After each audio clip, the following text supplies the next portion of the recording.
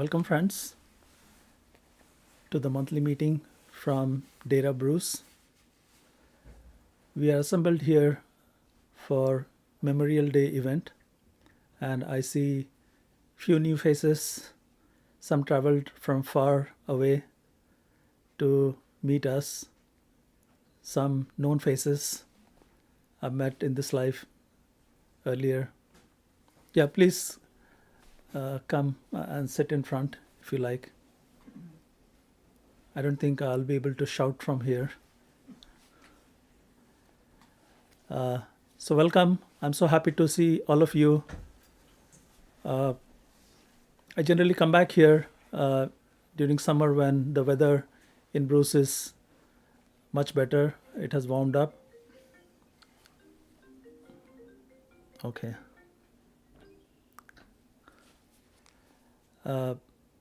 Once it has warmed up and the work has started, that's when generally I come here during summer months. At other times, I either go to Chicago or do some events or live event, satsang, monthly meeting from my home. And this year I got a chance to travel outside United States for my some personal work to India, and had an opportunity in Bangalore and Mumbai or Bombay to meet a lot of disciples of Ishwaji. And I felt that our hearts connected together. We were able to, without saying much, we were able to understand each other. We could see the love for Master in each other's eyes, talk about him at this physical level, and share stories. I was very happy to share some of my personal stories with them, and understand where they came from, how their path in what seemed like a random direction eventually brought them to Ishwaji's feet, and they became disciple. And they're still seeking. Ishwaji has passed away in his physical body. Everybody who lives in this body takes a birth, and after that time they pass away, they leave this body. We use this term in India saying that somebody has left their body. It's a very precise term in a way, if you look deeply, or we say in West, somebody's dead. It doesn't really convey much other than the fact that the person who is dead now, his body cannot do anything. But when we say somebody has left their body, so we are talking about something that has left the body. There's an aspect of body that is no more in the body. And so when we say a person XYZ has left his body, we mean to say that somehow he had occupied this body, that XYZ, and at the end of the day, end of his time, he decided to leave his body. Maybe he decided, or maybe he didn't, he could not continue in this body. So this whole creation that we see, according to masters, including my master, beloved Ishwapuriji, he had said that this world that we experience around us is a created universe, created world. And anything that is created will have its finite life. At some point, it is bound to get dissolved or die or end its existence. Anything that is created has a shelf life, is going to disintegrate. You can look around you in nature and find the evidence of it. We, of course, as a human being, we know that people around us die. People have a natural death and sometimes unnatural death as well. At least from our vantage point, we cannot see why somebody died suddenly. And somehow spirituality seems to shine a light on all these deeper questions as to what a life is, why we are here, why things are happening to me. It seems like there is so much variety going on in this life. It's extremely difficult to explain. Sometimes we narrate stories of things that have happened in people's life to get a sense of what could have happened in the past to explain what is happening now. And even after that, we are left with more and more questions. Sometimes we cannot find answers outside, no matter how many stories we hear, different tales. But these are the means through which we have little bit of understanding of the world that we experience. And masters come in the midst of us to take us deeper and give us a promise that they will always be with us. They not only try to explain the physical world with normal teachings like a teacher. There are a lot of different kind of teachers that we encounter in our life.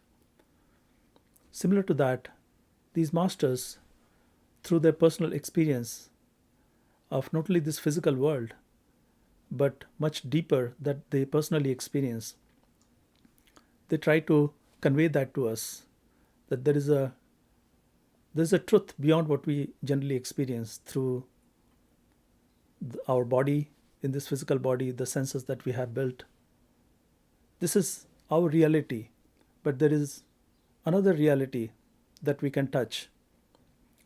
And they give us the direction in which we need to go, because we have searched everywhere outside. We have been to temples, mosques, churches.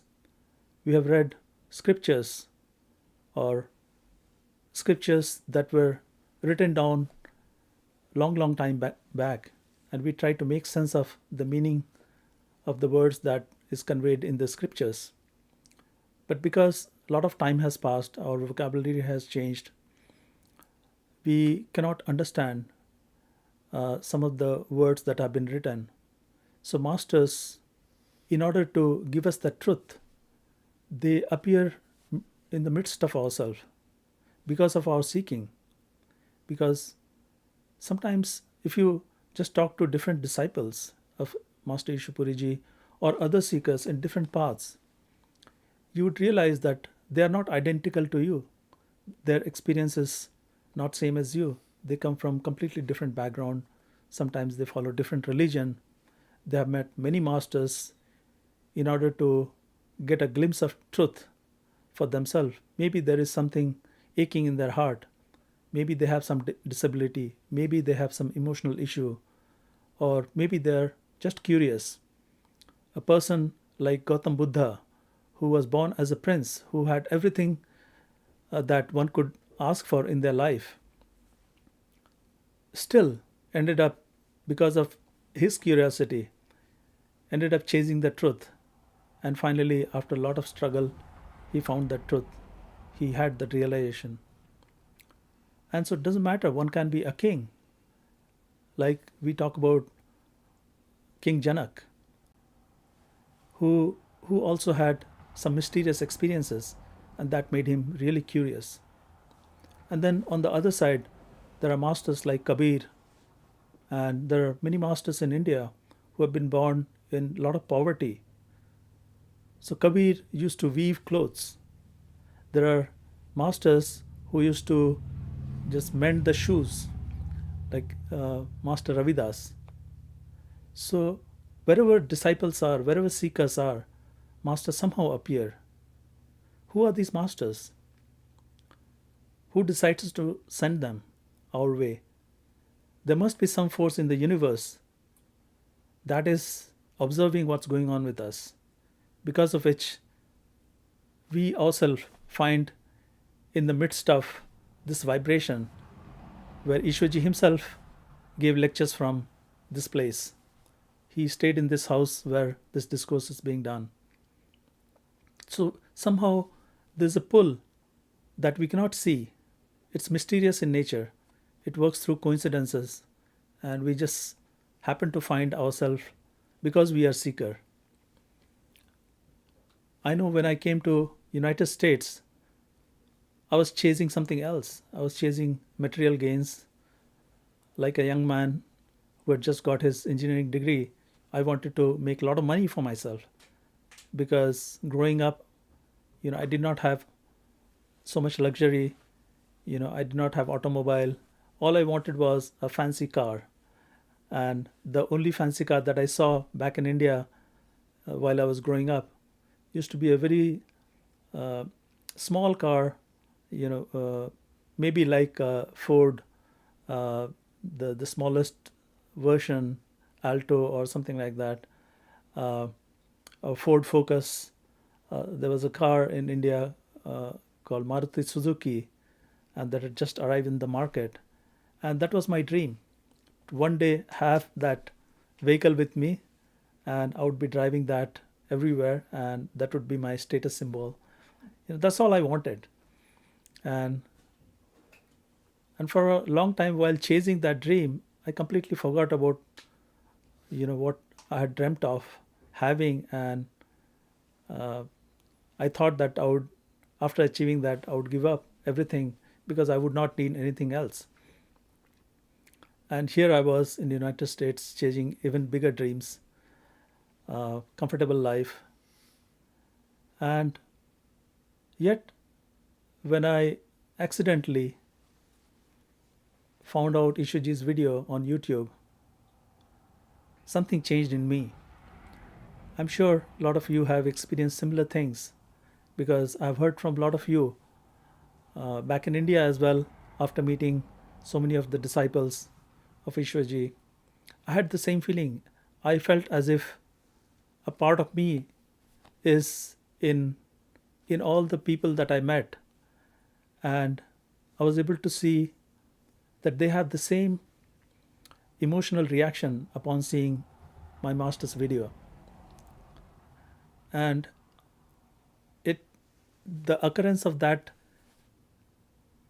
kept happening every time I met somebody else who seemed to have completely different background, different education, uh, from a different religious background as well, and folks who have been traveling to different countries also had the same experience. So, as if the geographical distance didn't matter.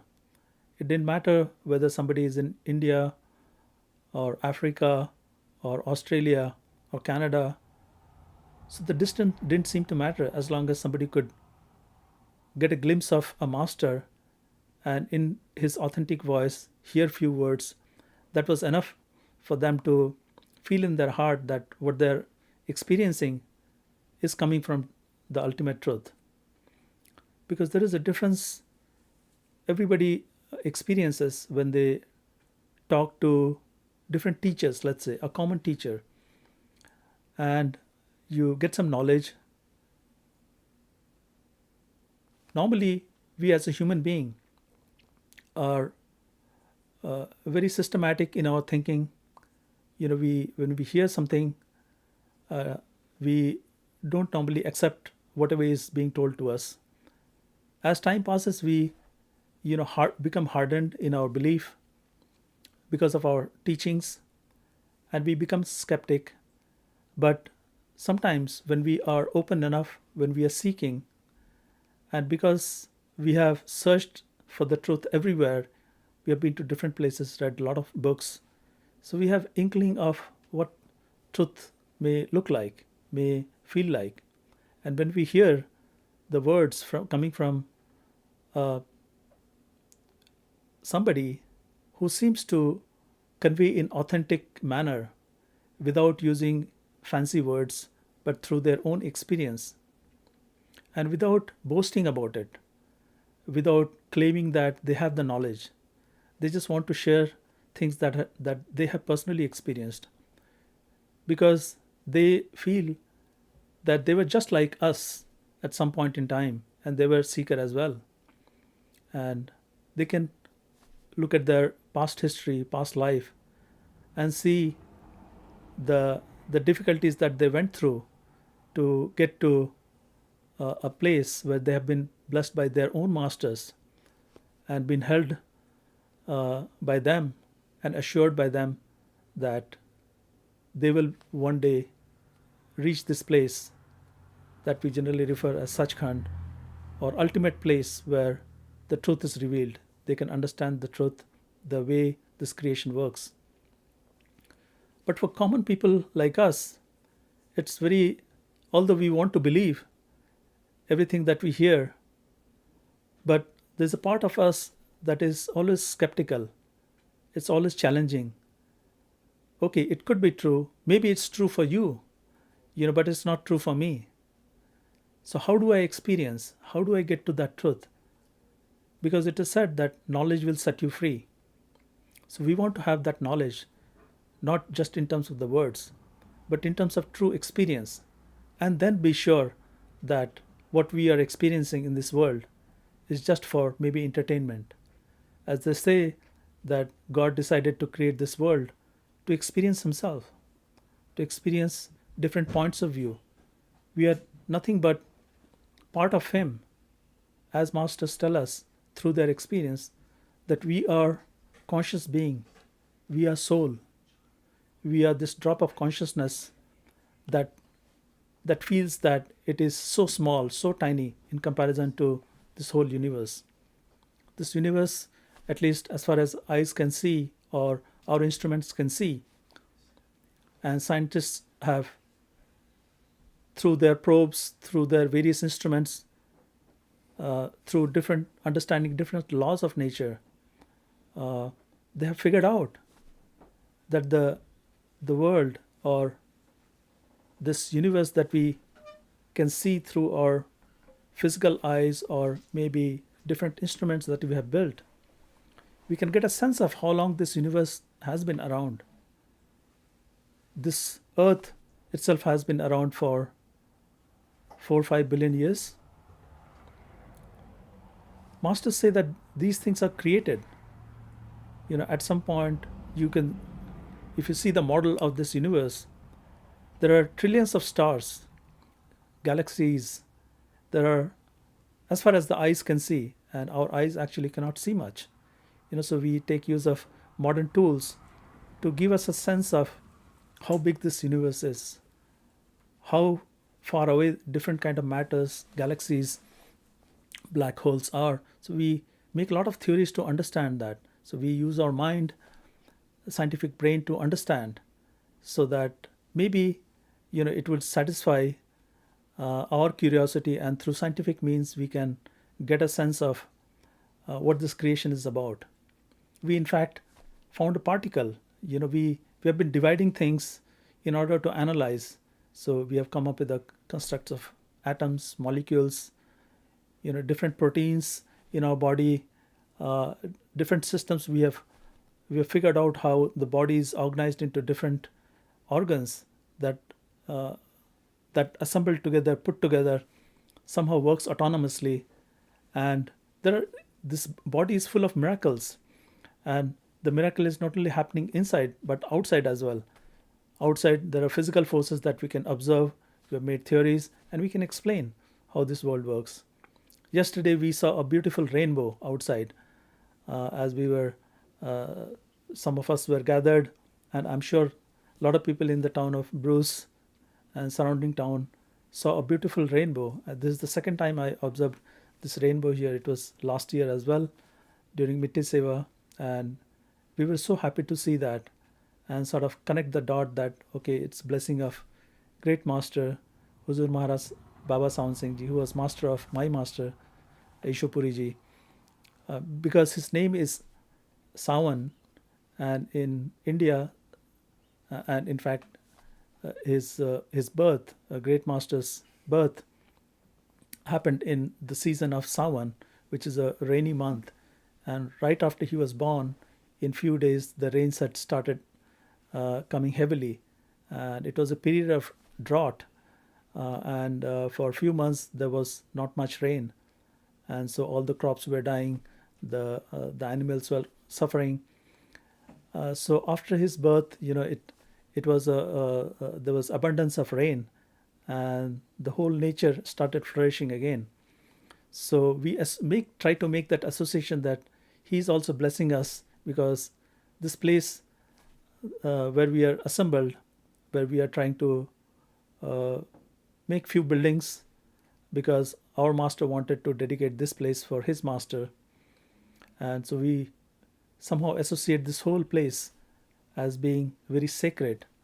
And because if all of us are here for master, individually we wanted to be with somebody who could give us the path, and because of that we are assembled here, and in unison we are thinking about that power who was here.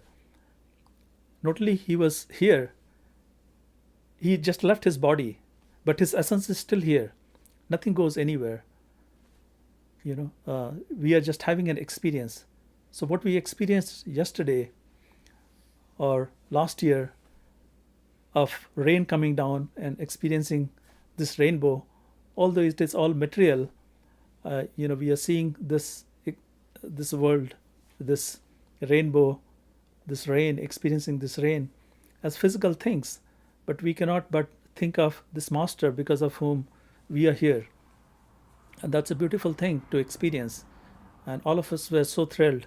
And I'm sure we still recall that event that happened. There was so much energy, there was so much vibration, positive feeling. And so that's a great opportunity to always recall blessings of Master. So we felt that it was being blessed by Great Master again yesterday. So we are observing this universe through our physical senses. And let's explore a little bit. I just started talking about the age of this Earth, and if you look into the model of how this galaxy itself works, how different planets around the sun go around, and we experience day and night, and we experience different seasons. These are all physical experiences that we have, and we take it for granted. But let's see how we actually experience this world and what other experiences we have. I just referred to experience of seeing the rainbow and coming up with the feeling of Master blessing us. There's no direct feeling, there's no direct object that is touching us, our heart, but there's something within us is reminding us of Master. Maybe he's here, and we maybe imagine things. But what we experienced as rainbow yesterday, what was that? Let's examine the process of that. Just before the satsang started, we were trying to put light here so that I could be seen properly through the camera. So seems like light is a very integral part. And when I was saying that the planets go around the sun and we experience different seasons, so as we go around the sun one time in a year, we end up experiencing different amount of light that falls on this planet, and not only the planet Earth, third rock from the sun, as it is going around the sun, it is also revolving on its axis, and in 24 hours it has revolved around its axis in a tilted fashion, and that causes 50% of the light of sun to be falling on one part of the earth that experiences day, or maybe part of the day depending on where you are. And as it revolves on its axis, the different parts come in front of the sun, and it experiences from morning, day, and then evening, and then sunset, and then night. When it is night, you are on the other side of the sun. You cannot see the sun yourself. But presence of sun gives us the light, because of which we say, okay, it's morning, it's daytime, and we have ambient light also. So to see anything, it seems like we need a light, And if there was no light, we won't be able to see. Why is that? So science had figured out, through a lot of experiments, and it may be trivial as well, but I'll get to the explanation of rainbow as well. Why there are so many colors in the rainbow. So the way science explains it, and the way I have understood while growing up, we have lens built into our eyes. It's just like a camera. And when a photon is a particle of light that scientists believe it exists, but I think Ishuji had touched upon this subject as well, uh, of duality of light. Sometimes light acts as a photon, a particle, and sometimes it acts as a wave, as like a electromagnetic wave, radio wave. If when you use a cell phone, you don't see anything coming to your phone, but you are able to hear the voice because there is some kind of signal. It's an electromagnetic wave in nature that hits your phone, and then phone picks it up, it magnifies it, and through its various apparatus in the phone, it's able to give it the sound. And so somebody is speaking on maybe the completely far away, maybe in Alaska, sitting there, and then making a call, and so there are waves traveling uh, to your phone from all the way from maybe Alaska to maybe a satellite, and then it somehow reaches you, and the phone is able to pick it up. So similarly, light can be thought of as a particle when it is convenient, or as a wave in a macro level where there are a lot of big objects concerned. The size of the light or the waves is so small that for all practical purposes we can think of it as a particle, because light seems to travel in a straight line. Because if I put a blinder here, if I block the light, you won't be able to see my left side of my face as much. So we can do some experiment and see that light is what gives us the ability to see anything, because light bounces off objects and it hits our eyes, and through the lens that we have built, the nature has given us. Normally lens is made of glass. If you look at the camera here, it's probably made of glass. Normally the glasses that we wear, reading glasses, some of them are made of plastic.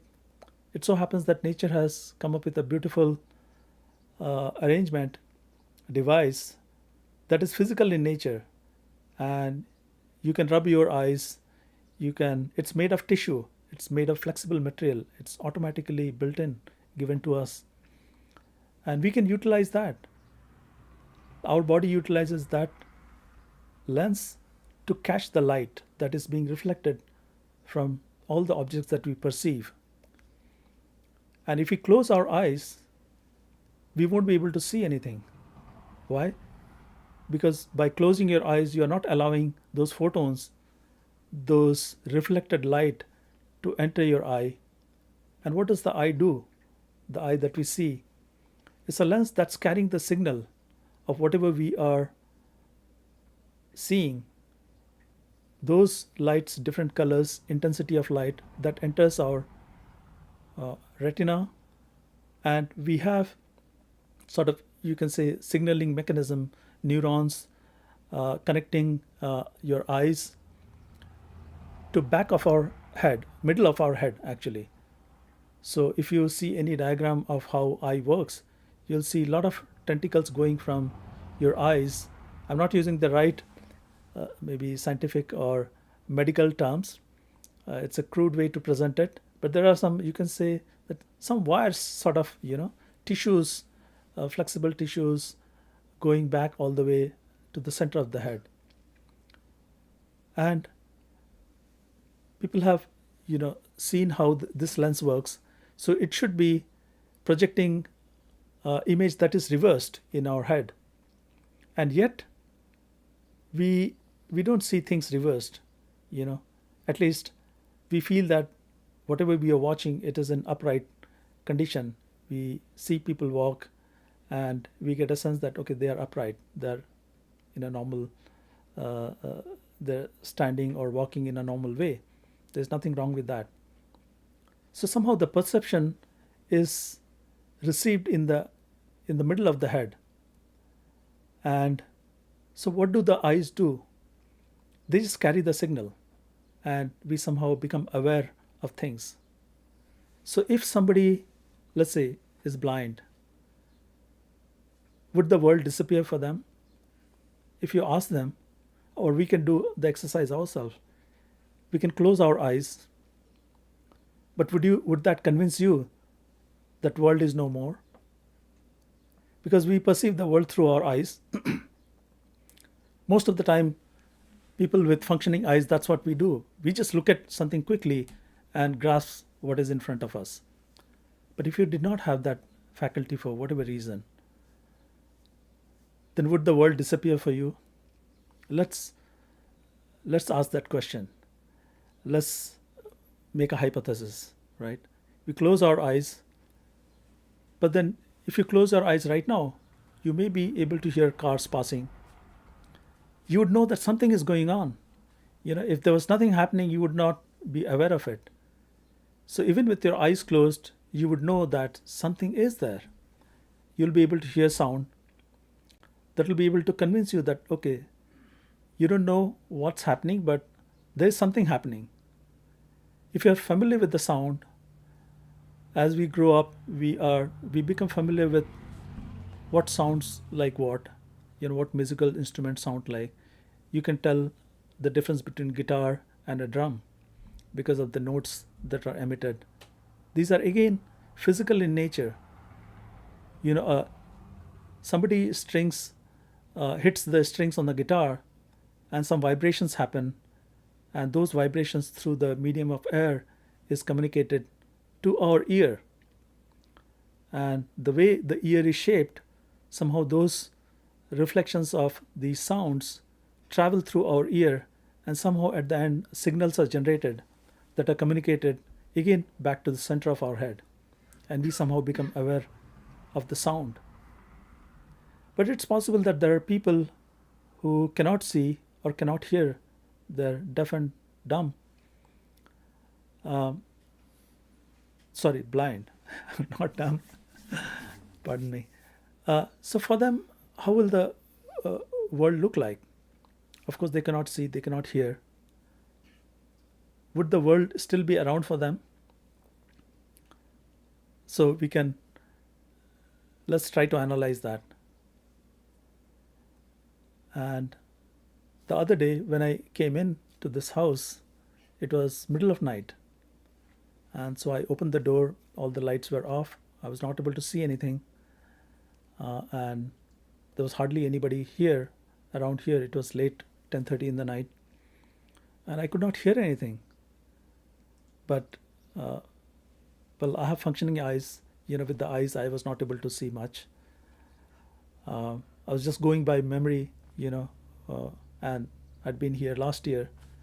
So I didn't remember where exactly the light switches were. So I was just trying to grab the wall where I thought the wall was. But I got a fragrance inside the house of something cooking, and a sweet smell. And I immediately thought somebody must have cooked something wonderful, as a prasad or as a lunch or dinner that day. And so I was able to smell the fragrance of the food that was already cooked. And so that gave me an idea that, okay, there was a food prepared. So with somebody without eyes or hearing, they will probably experience something similar. And if they have lived enough of life, they would be able to recall what the smell was like. And not only that, you can touch and feel, and you can convince yourself that, okay, this is the wall. And if you are near objects that may be hot or cold, you will immediately know that, oh, there's a burner somewhere here, or there's a heater here. So there are so many ways to understand this world. But we are already, most of us who are seeking are familiar with this world. So what's new about it? It doesn't give us any more information. But the point is that these are physical sense organs built into us that is somehow convincing of this world around us. And not only they just with your eyes you can see the objects, each different sense organ builds upon each other and reinforces the idea that what we are experiencing is indeed true. We have no other way to compare this with and say that, oh, this could be fake, this is an illusion, this is a Maya. No. This is the reality we experience day in and out, and there is no way to shut it off unless you die. After which we cannot argue one way or the other whether we are alive or not. But what masters tell us, that if somehow we are able to disassociate ourselves with the physical sense perceptions that seems to be given to us through the physical apparatus, eyes, ears, nose, we may be able to get an idea or do more research and see what else is there. So sense perceptions gives the idea of this world. So if you don't have sense perception, what is there? We actually experience this every day. When we go to bed, when we lie down, do you remember what happens where you are lying down? Do you remember what your feet are doing, what your legs are doing, what clothes are you wearing? Are you breathing or not? Is your heart beating or not? Are you talking to someone? We stop using any of the physical sense perceptions that are built into us the moment we doze off, either in the night, or you can have a wonderful satsang and have that experience, or have a wonderful meal and have that experience. So in that experience, we somehow tend to disassociate all the physical apparatus we have, common means of experiencing this world. We forget that. And when we find ourselves in whatever experience we are having, we somehow forget who we are, what our identity is, what our gender is, where our house is, what our religion is. Maybe in some cases, depending on the level of dream, if it is a very deep dream, you completely forget about yourself, your physical identity that you hold on to all the time. In this waking state, every single time we remind ourselves who we are. Yet every day we have this experience where we don't know who we are. We experience a different world. Sometimes we see ourselves flying or riding bicycle or whatever your maybe inner desires are. The point is you don't die. You still experience something. Because we are conscious being, we experience the consciousness, the result of consciousness. Being conscious means to be aware of something. And if we were not conscious, we would not be aware of anything. But everything around us can be observed by us because we are conscious. And do other species, other life forms in this planet, do they experience something like us? If you see, a lot of scientists have actually done experiments into feelings of plants. If you try to attack the plants, they are aware. If you try to cut branch of a tree, it is aware. When you give water to the tree, they become happy. So scientists have measured the impulse or electromagnetic radiation that is emitted from the plants. And sometimes the plants emit toxins as well to protect themselves. So apparently they are also conscious. They also have some kind of sense perceptions built into them. They don't have eyes, like if you look at plant, they don't have eyes, but they have, on the surface, they have some mechanism built into them. And that has been a topic of big research in a lot of universities. Back in India, a scientist called, I think, J.C. Bose, who got a Nobel Prize. He also worked on that. And a lot of people later on carried on that research further. And in fact, a lot of government agencies, they became very curious about the nature of consciousness, and because people found out that you don't have to be physically going anywhere to be able to have the knowledge of things that are happening at some other place. So topic like remote viewing, uh, people have done research through which they can find the information about very distant things that are happening. So a lot of spying agencies were very interested in what's happening in Russia or other places, and they, or some terrorism activities. So they understood that there is something beyond physical, and they tried tapping into some of those non-physical things. And in fact, I remember this small story where there was a plane that had gone down in uh, South Africa somewhere, or Africa, continent of Africa, and uh, so this was in 70s when President Carter was around, was the president. And the plane had gone down. They were trying to, I think it was a Russian plane that had gone down, and so of course United States government wanted to find out where it happened.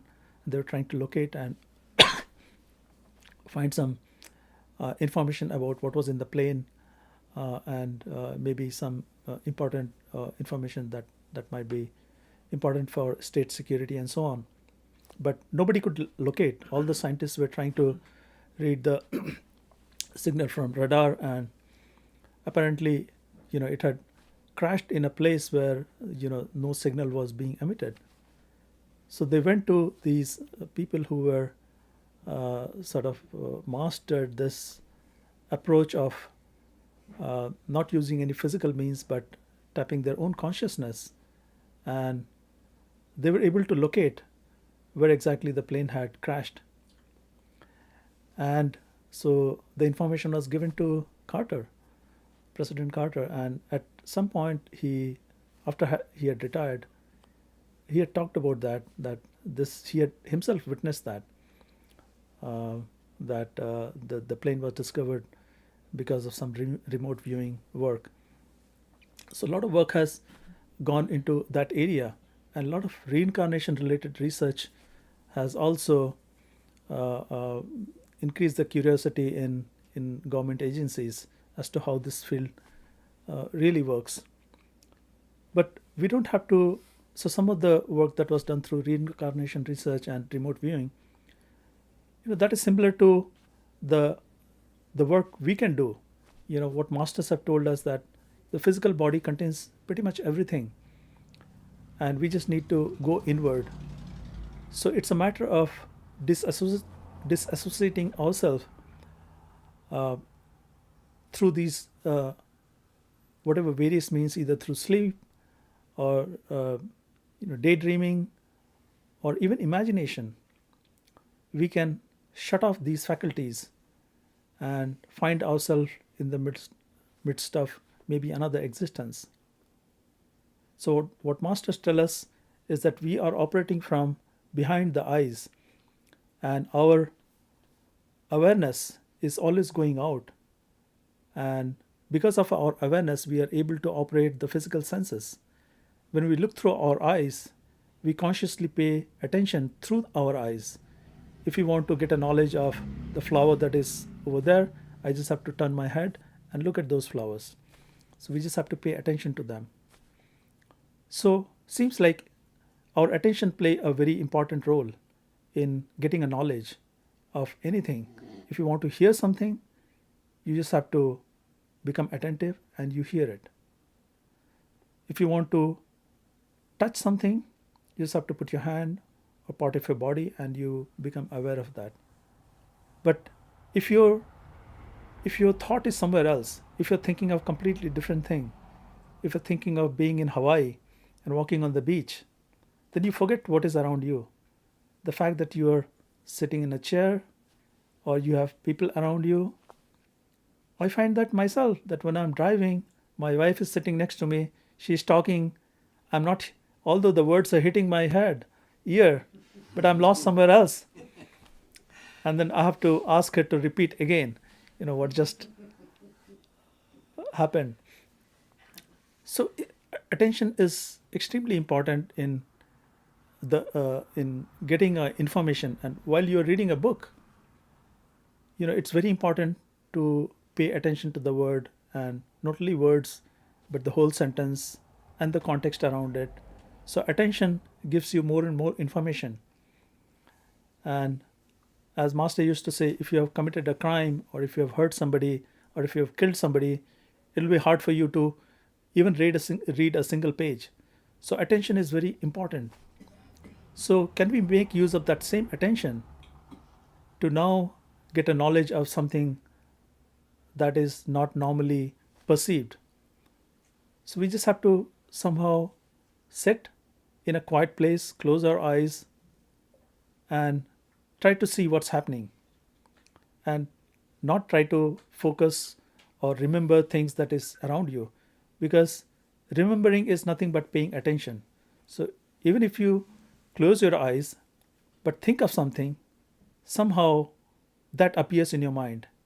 You can close your eyes and think of the rainbow that we saw yesterday. You can immediately remember that. You can remember how many colors were there. You can remember that there were two rainbows. There was a bigger rainbow that was fainter. There was a rain. So you can all recall that. You don't have to re-experience that physically. But you can close your eyes, you can pay attention to everything that had happened, and you can recall as if it just happened now. So we have this innate ability to somehow imagine or think of whatever we want to manifest in your mind, or in your eye of the mind. They say that we not only have these two pairs of eyes, but we have another eye through which we can see everything that we want to. And it just takes a little bit of effort, practice. And if I didn't tell you, you would anyway be imagining things. When somebody asks you what happened this particular day, you immediately try to visualize, okay, this is what this person said to me, and these are the things that happen. That's how we answer a lot of quizzes as well. When we're in school, colleges, we memorized a lot of things, we understood a lot of things. And when we try to answer things, we are using our built-in faculty to either recall from memory or imagine what the solution could be like. Right? So we make use of these imaginations. And what masters tell us, that this is built into us. This is part of us. So when we are imagining, we are not using physical senses, yet we are able to see in our mind the same rainbow. If I tell you to imagine Ishwarji shaking your hand, or remember the first time when you saw him, maybe on YouTube, you can still visualize that. So we have that ability. Not only that, the things that we haven't seen, at least in this life, we have the ability to visualize. People have experienced things that they have not encountered in this physical life. And sometimes they get a glimpse of the previous life, or the flowers, or things that are not a common occurrence in this physical planet. Where are these coming from? If you consider the material world, if you consider the scientific facts, this world is just material and there is no other world. But yet we can perceive them, we can imagine them. Imagining is just making something concrete in our mind. It may be imaginary, but yet we are able to have that experience of something momentarily. But as we practice that more and more, and as you can relate with your own experience in dreams, where we can live a long life, we do not know everything that has happened in our dream. We can be a child, we can play with toys, we can play with motorbikes, cars. You can have a family. You can you can raise family. You can live a whole life in one night, and then wake up in the morning and then say that, okay, I had some interesting dream. I don't remember everything, but there have been accounts of people who have really lived a life in one night. Ishuji often talked about somebody who had, in his dream, he lived this whole life where, from childhood, he grew up, he had marriage, he had grandkids, he became old, and then he woke up in the morning. For him, it was a dream, but it was amazing dream. It seemed very real. So people who have those kind of dreams, extremely colorful, extremely vivid, no different than the reality that we experience now. People have not only seen things, they have they have smelled things. You can taste things. You can walk around. Seems like we come upon a different body that defies the laws of physical nature, and it takes on its own form, and through which it gets different abilities, and maybe sharper abilities, and you don't deal with some of the laws of gravity or maybe hunger, and you can fly in those worlds. And but what we experience in these dreams is sort of automatic. You don't have control over what happens. You're just bumping around from place to place. You cannot make any change in what you're experiencing. So we dismiss that as a dream, interesting dream, something that we can recall sometimes, but nothing more than that. Maybe imagination, as science tells us that a lot of neurons fire and somehow an image appears in our head, and so that's dream. So that's a very reduced way of thinking. What if we can sustain the dream that we have, and act upon everything that happens in our dream? Will that convince you that that's a reality, that's as real as this? If that convinces you, then how many other realities could be there? Maybe there are infinite ways.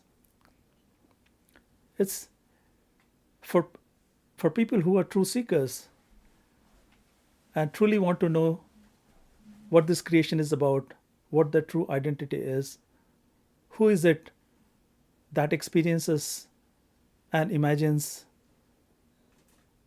the inside world where they can fly around. I think it's worthwhile experience, worthwhile experiment to do. By closing their eyes and making use of this powerful faculty that all human beings have been given, and using the power of attention by not thinking of anything outside. So it's not so much of paying attention, but withdrawing the attention that is already going out. So restricting it, disassociating it consciously. So almost like falling into the bed, but still being conscious. So forgetting where your hands, legs, bed, city, country you are in, forgetting completely all of that, but somehow still being awake. So there is a transition that takes place when you sleep, when you are aware, and then you doze off, and there's a cutoff point, there's no continuity. Somehow, if we can maintain that continuity awareness, so for that, if you do it in the night time, it becomes very difficult because body is tired, it wants to go to sleep. So if you close your eyes, most of us will sleep. But if you do it in daytime, a little with little bit of more awareness that you don't want to sleep, but you want to remain awake. So just observe what's going on. You'll realize that you are still there. You are not able to hear anything. You are not able to see anything. But you are still aware. Who is that is aware? This is not clearly body, right? Because you're not able to maybe feel your body. You're not moving your body. Yet you have this awareness. So that's the awareness that everybody has. And as a human being, we can think of that, we can probe that aspect, we can be conscious of that. But as in other forms of life, we are just routinely going about things. Maybe we are collecting food, or we are resting, or whatever else is, different forms do. You are just engaged in that activity as a reaction of your life. And but you're not thinking about what I should do next. The kind of higher thinking that we have about not worrying about, or we can deliberately suspend certain things in our life. We can decide, I don't want to go to job today, or I don't want to attend to a particular thing today. I want to take a break and I want to pursue something else. Animals don't do that. They have need, they satisfy that need and move on to the next need. So they are like automaton. And so a lot of, actually, nowadays, a lot of uh, technology is being built just to, based on the principles that I talked about, seeing, hearing, to facilitate better life for us. A lot of autonomous vehicles are being built, robots are being built on the same principles of acquiring information from outside. They have uh, they have different forms of devices that let them see the outside world. They have cameras built into them, like simple things like Roomba. That was a few years back. It was extremely popular. That could clean your house. You just turn it on and it will go around and gather all the dust in the house. So now the sophisticated forms of that is being made. Some human-like robot that can do your house chores. It can see, it can perceive, but it won't have the ability to go back inside. Unless you tell them what inside is. And for most of us, we ourselves do not know what is to go inside. How can we even uh, tell that to a robot? There won't be a way to program it, convince it. And in fact, if scientists who are on the cutting edge of these things, if they themselves are not convinced, if they do not understand themselves, they won't be able to program the robot to go inside. And what's the use of that anyway? We had human beings come in front of us and give us that knowledge. We don't need robots to do that. So if we somehow are able to use the attention to suspend the physical faculties and stay there for some time, we will realize that we are aware, we are conscious, we can imagine. And as we work on that, our imagination becomes stronger. And one can find that they are able to recollect much more than they were able to recollect in this life. Their memory becomes sharper. You can even travel backward and see what had happened maybe times before this you took this birth. So these things are possible according to masters. And so it's in our hand to be able to experience that. And there's a systematic way to approach it by understanding that we have to detach ourselves from not only physically, but at some point even inside, because of our attention that gets pulled by our memories or our thoughts or attachment. We always lose our place where we are meditating, which we should be meditating by imagining that we are behind our eyes. And this is a big room. We are sitting at the center of the room. What does the imagination do? Imagination attracts our attention into whatever we are trying to imagine. Because we are sitting at the center of the head and we are imagining that we are sitting at the center of the head, our attention is just limited to that. And we are not thinking about the food we are about to have, or the drive we are about to take, or friends and family, and so on. So, as we practice more and more, we are able to make use of this attention, have a focus on the place we are sitting at, and we'll realize that the place we sit at, meditate at, imagine at, is full of light. Initially, it seems extremely dark, there's nothing to see, Most of the people fall asleep because of that, because it's so dark. There's nothing to do.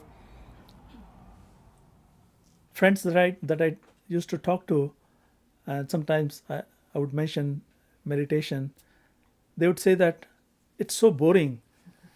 I can hardly sit for 5-10 minutes. What is there to do? What are we going to get out of this? And I wish I could share with them. But I had no clue back then. I was in the same state, yes. But I knew there is something. A lot of scriptures talk about meditation, a lot of masters, even religions have started based on this foundation, that there is something beyond this physical world. So it convinced me at some level, a part of me uh, believed that yes, it's possible to experience something else. So through this process of meditation, as you spend more time and you keep your awareness inside by imagining, you collect all your attention there. And so, wherever your attention is, that becomes lit with knowledge. Not only you experience the light, you feel as if somebody had turned on the light in the room, even though it might be a dark room. And you start hearing sound that is not normally you don't hear. So you start getting these experiences that make it concrete in your mind that there's a possibility that what masters have told us could be possible. It's worth giving it a try, especially if you are a true seeker. And then we can start our journey inside, and then realize that all this is a sort of maya. It's a big dream that we're having. But unless we wake up from this dream and find alternate explanation, alternate world, we will consider this as the only truth. So there's a way to experience a different truth while we are living in this body, because we are born as a human being, and this gift has only been given to human beings, not plants, not other creatures. So, and time, we have been living here for a long, long time. We have been taking so many births. We have spent a lot of time, and I'm sure all of our curiosity has developed because of all the experiences that we have accumulated through various lives that we have lived. And probably it's our time to now go back to wherever we came from. So we are on our way back, and as we turn our attention back to where it's coming from, because attention gives us the knowledge, and we'll be able to reverse that flow of attention that is happening all the way from the top of creation through universal mind. Universal consciousness is creating, so we are just experiencing very as I said earlier, that we are experiencing, all of us, as a drop, which is just a different angle of perceiving this world. But we have lost connection with the creator who created us. If you believe in the creator, or you can become one with the creator and realize the truth that through the method of devolution, with as Master Ishuji had explained beautifully, in multiple levels of creation, and at this from final level of creation, we can make the journey back by going inside. It's amazing that in this physical body that we believe that has taken birth from a womb of a mother, and so within this physical universe we have taken a birth, and yet we somehow hold the keys to that universe that is much beyond this physical world. So we have been endowed in this physical body as a human being this power to make use of the faculties that we commonly experience, but we don't give much value to them. And we can use some of those faculties in order to reverse the direction of flow, attention that is happening, and start our journey, and then continue on that journey. And we don't need to worry about what happens later, because our seeking will dictate what happens to us. If you don't seek, you don't find. So depending on where you get, where you reach, you just continue your seeking. You don't need to look for a master. A master is going to appear to us the same way that we found ourselves in the midst of satsang, or finally a YouTube video that pops up, or friends that we meet that tell us about a unique being who has knowledge of everything, that can answer pretty much everything. So we just have to turn our attention inside and see what happens. This is a live experiment that we do on ourselves and find the truth for ourselves. Because no matter what somebody says the truth is, there'll always be part of us that will be very reluctant in accepting whatever it is. Because the masters have been born and spiritual texts have been written, all the truth has been described. The truth that can be described. There are texts that have been written in allegory form, story form, like Kabir had written Ocean of Love. Those are very hard to comprehend. So one has to realize the truth for himself and be convinced that there is a reality beyond this and who we truly are. Once we have that knowledge, all our problems will go away. We'll see this as a grand show where we play our role, where we meet so many people. We see the show happen from different direction, and it won't matter whether you're rich, you're poor, you're suffering, because your attention will be somewhere else. You'll be seeing that bigger show and marveling at it, and you'll be one with everybody. And that's how masters see us. They understand that what they're experiencing, what they're seeing, is just them in a different form. The creation is happening continuously, and the creator is experiencing this show himself. But we don't realize it being in this plane, in this material world. So, but we have been given this ability in this form, and what a luck we had that we met upon these wonderful beings who gave everything in their life to settle here, to do the work, and leave this place for us so that we can continue on the path and make sure that the next generation also benefits from all the changes that are happening in the world and finds a place where we can talk about truth and remember the master and remember the important messages that they have left. So with this, I'll conclude the normal satsang. I'll just give you a little update on the data construction. We, as I had mentioned in previous talks, that we were about to restart the work. So there were some work with the pier. Pier is a structure on which the steel building rests on, and so piers, below the pier there is a foundation. So piers are all ready to go. There are some fixes that are being made. After that, we have scheduled various engineers to come take a look at the condition of the piers and mark the spots where things need to be worked on. And we have steel structure that will be delivered sometime in June, hopefully middle of the June. And we hope that by end of the June, probably the erecting of the steel would start. There are a lot of things lined up. I hope everything will go smoothly, but according to my experience, things never go as smoothly as we want. That keeps the fun alive, that keeps us on our toe, that gives us more opportunity to do seva for our master. And what a way to live your life, that everything that you stumble on, you say that this is master's work. You don't own anything, you don't have anything. Everything that is given to you is given by him, right? So you detach yourself to everything. You don't have. We come back in this body again and again because of our attachment. Sometimes we have desires left. I'm glad that I was able to satisfy the desire of a small car that I wanted and much more. Hopefully I won't have to come back. But if you just change your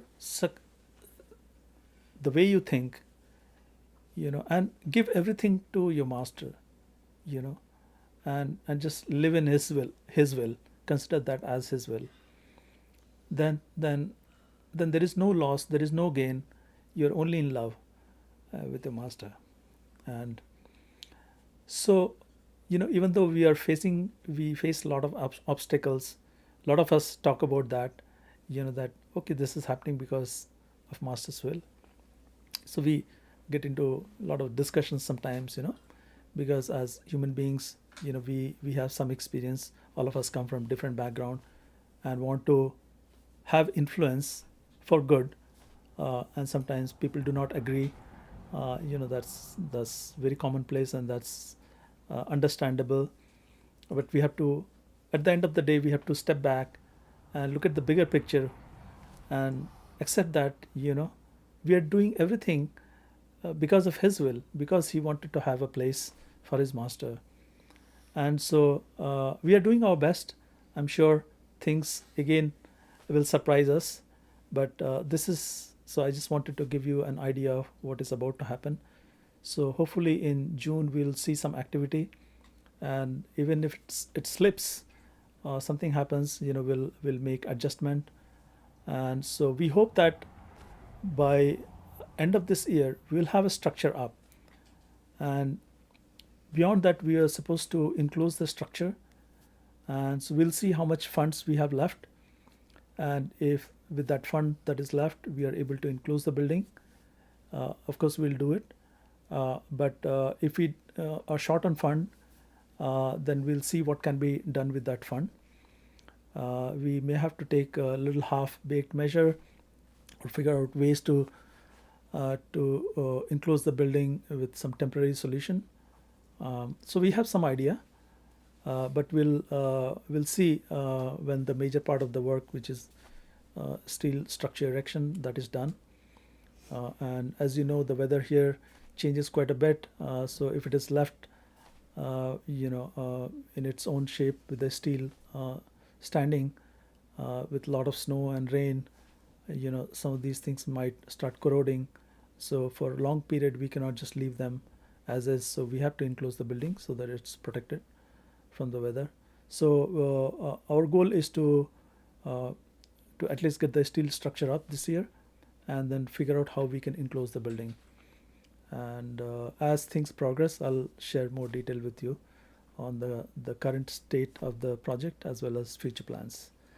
And I hope we'll be able to, in a couple of years, open the building, and we can have a lot of satsangs, and different, we can all meditate in that building, and we can open that building formally as a dedication to great master that my master Ishupuriji wanted to do, dedicate this building as a Dera Huzur Maharaj Baba Sawan Singh Ji, United States. So there is a Dera in India, that's Baba Jamal Singh Ji, that's in Beas, that Sawan Singh Ji gave a name to his master, dedicated that place to his master Baba Jamal Singh Ji. So I hope we'll be able to do the same here once the building is ready, and we'll be able to dedicate it to great master Huzur Maharaj Baba Sawan Singh Ji. And the important thing will be to keep the message alive and continue our journey inside. Thank you so much. With this, I'll see you for lunch, and maybe back again in few months. Thank you.